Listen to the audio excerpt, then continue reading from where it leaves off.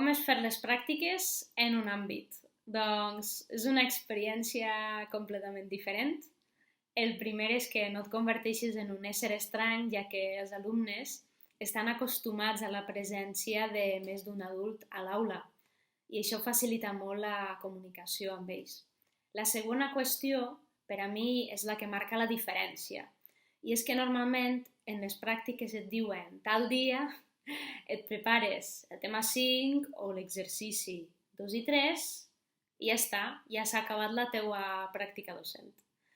La manera de fer les classes en àmbits que consisteix a desenvolupar un projecte o a resoldre un problema fa que durant les pràctiques estigués intervenint i ajudant els alumnes en totes les sessions, ja que estàs tot el temps al seu costat.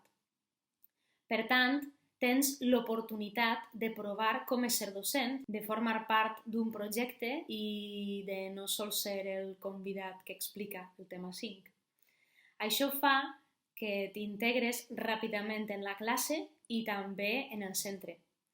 Per als futurs professors, això és una oportunitat d'experimentar que les classes es poden fer d'una altra manera, que la interdisciplinarietat, a part d'estar sobre el paper en el currículum, realment pot estar present a les aules. Jo he tingut la sort de veure i viure aquesta experiència. I encara que abans d'anar al meu centre de pràctiques no estava gens convençuda sobre aquesta manera de treballar, segurament per falta d'informacions i excés de prejudicis, ara no m'imagine tornar a l'organització de les classes del segle passat.